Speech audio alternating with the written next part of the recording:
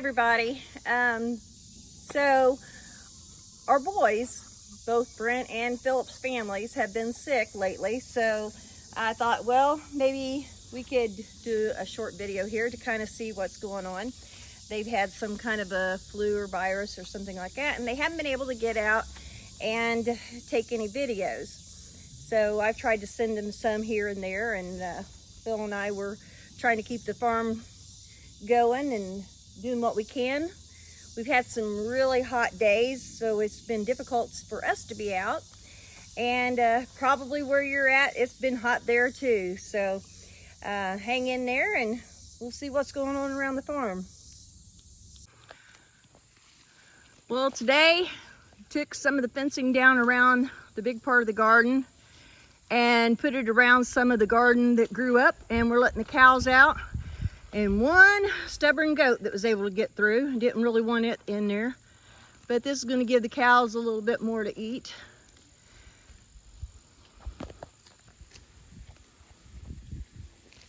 So a lot of people think that homesteading is really an easy thing to do. Well, in some ways it is, in other ways it's not. Some people think, oh, I can spend 10-15 minutes a day doing it and then I've got all this to show for it. Well, that's not how it happens. There are behind the scene things that we don't usually show, such as mowing.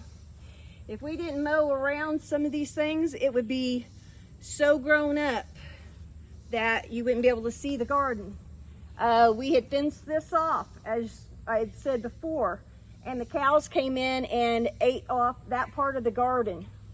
Has to be done. When it comes to like the tomatoes, along the way, you had to trim up some of the sucklings. You had to take those off. If we didn't have this tarp down for our garden this year, we would be constantly weeding. Matter of fact, that's why this area over here got so grown up, is because we didn't put it there because we were putting corn and some other things that we didn't typically have for, use that gardening fabric down for. But you know what, next year, I think I'm going to try it with the gardening fabric and see how that goes, because the weeds, they got away from us. We had so many dry days, and then boom, it came in wet, and more rain, and they grew so fast in that short amount of time. So there's always something going on. As you can see, Phil, he's going to mow around and try to get some of the weeds down and some of the grass, keep it down, because we don't particularly want the snakes up towards the house in different places. Snakes will go wherever the grass is high. And yes, snakes are good for the garden, but we don't want them around where the kids are playing or where we're constantly at. Okay, here's another behind the scenes thing that's really going to help a homestead, is if you have a designated place for a workshop. It doesn't have to be as big as this, but Phil has been waiting years and years and years to have this, and has collected tools over time, which a lot of guys do. Probably, they've gotten screwdrivers and wrenches and drills and different things like that. And before we got this, they were kind of scattered out between the house and some of the little buildings and some automobiles. So having a designated place has helped to kind of gather those up, and then we know where they're at without having to go to each individual place.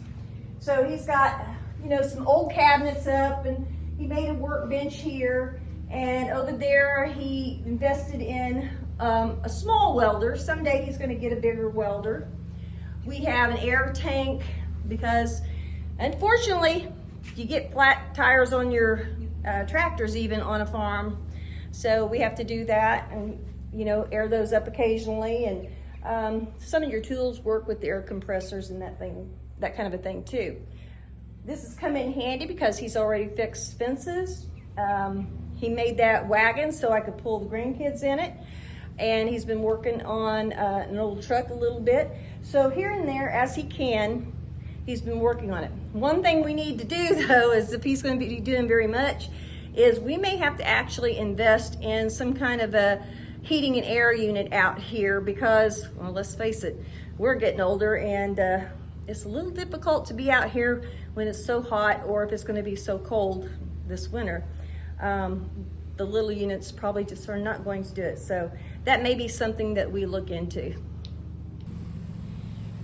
Here's another area that has kind of gotten out of hand.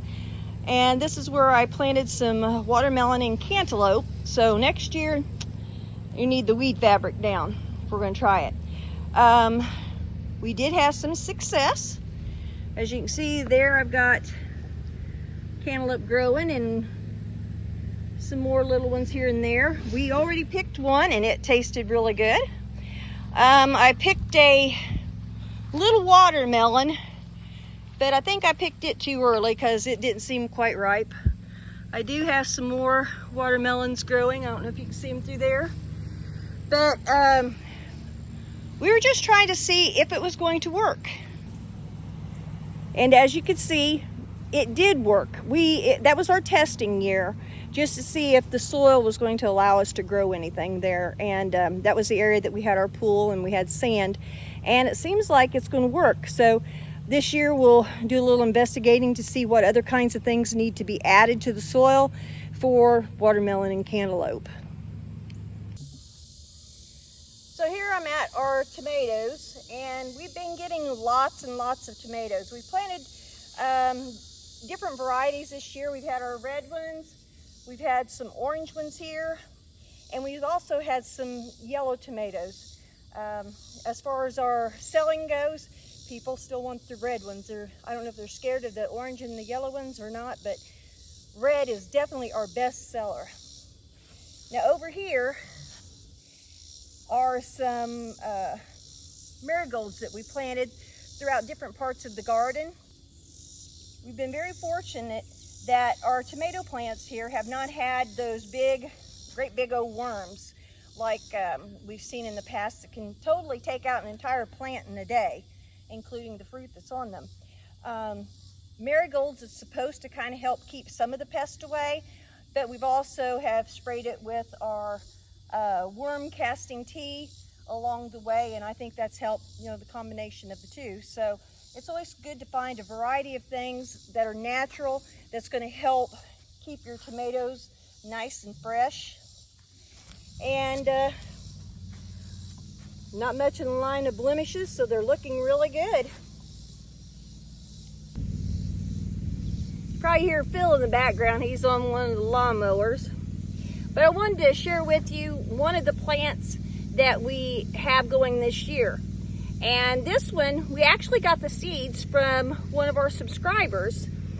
Jody had sent us these. And right now we got a few of them that have turned, and then we've got some that are still on the green side. These are called Habaneros, and they're not extremely hot. She saw a video where one of our grandsons had tried a hot pepper because he wanted to try a hot pepper, and it was pretty hot. So she sent him a package of these, and we've planted those. I haven't yet had him try it, but we're going to have him try that.